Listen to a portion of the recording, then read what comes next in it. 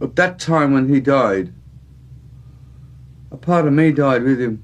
He was the first person that came into my life and gave me hope. Blizzard of Oz and Dire of a Madman, and all they were ideas that I'd had, which I couldn't musically put across to Black Sabbath.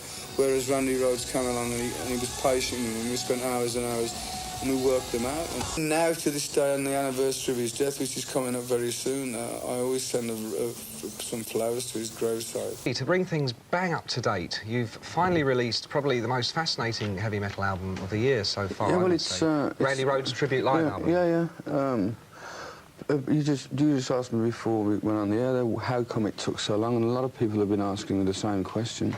And the reason being is because I didn't feel that I had the right to put the album out without the blessings of his mother, because although I lost a very dear friend and a colleague, she lost a son, and, you know, his family lost a brother or a sister, whatever the thing is. And so Mrs. Rhoads and my wife were talking before Christmas, and she happened to mention to my wife it'd be a good idea to put the album out. Do you still have it? And I, Christ, where have I put it, you know? So I went dashing around, we found it, and I hadn't heard it since his death. I was quite surprised how good the quality of the recordings were. I mean, he plays a stunning guitar solo on Suicide Solution. I mean, it's amazing. I know that recently there's been a professional and a personal tragedy in your life. Yeah. And quite honestly, I'm surprised that you went ahead with your commitment to be here, and I appreciate that. And I know you wanted to take a minute here to explain. All I can say is, in the last week, guys, people out there, I've lost two of the greatest people in my life. But it ain't gonna stop me, because I'm for rock and roll is for the people. And I love people, and that's what I'm about. You wanted to mention something about the circumstances surrounding? Well, it's all under the investigation at the moment. I was asleep on the bus as usual. The plane hit the bus, everything went up, and so like I mean, I don't really want to talk about it at the moment. You know? Okay, I certainly understand that. I was stoned out of my mind, and I thought I was dreaming. The guy was a little guy with such a big sound, and the guy could play. He could play. I remember being in the studio, and I was barely awake because I'd just flown in from England, and I had jet lag, and I'd been drinking on the plane, and I said, just play something, and I thought I was dreaming when I heard this guy play. He was like all of this tall, but we weighed like 110 pounds, and I thought, I couldn't do it. It was too good to be true. You couldn't believe that there was this perfect person that was a gentleman. He looked gorgeous. He played like, you know, nobody had ever played before. There was too much in one little person. I don't for 1 minute think he would be still playing with me. He turned around to me and said he wanted to quit rock and roll. He wanted to go to UCLA and get a degree in classical guitar. He wasn't a guy that was into being a mega really rock star. He was a musician. He tried it. He was a success of it, and, you know, he wanted to move on. You know.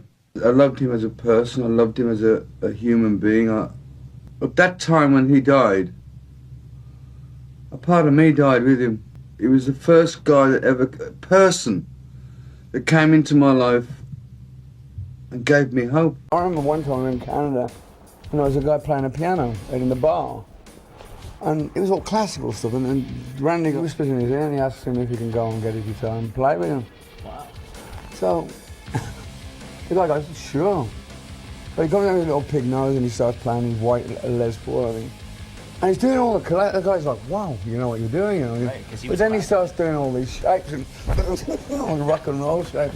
Hysterical. Have you ever gotten over the plane crash that killed him? Every year we send a wreath. I just recently went to see his mother. They're now making a tomb for him, his own tomb. And the sickest thing about it all, he's in like a family tomb at the moment. People keep going and stealing the plaque, you know, and writing like Ozzy rules all over the place, which is kind of sick. And what I'm planning on doing is doing a benefit concert and donating some of the proceeds to the memorial thing for him. It's wonderful. Because he was a very special guy, and I feel that, you know, God puts us on this earth to do some things, and we all meet for a purpose, and he was one of the people that passed through my life that will remain in my heart forever. Talk a little bit about your relationship with Randy Rhoads. You know, you guys met through an audition, essentially. No, I was working. I had a guy helping me out called Dana Strummy. He was my original choice for a bass player, but it didn't work out. And then he goes, I got this one guitar player, you've got to... I said, you know, Dana, fuck off with the guitar players. And I just want to go home. And this little guy comes in with blonde hair, and I thought, is that a chick? He spoke with it. Oh, wow. Suddenly my ears pinned back. He says, well, what do you want me to play? I says, play anything. So he starts playing, and I'm like, even in my drunken, stoned out stupor, I go, oh, this is fucking one of the best things I've ever heard in my life. Or these drugs are really good.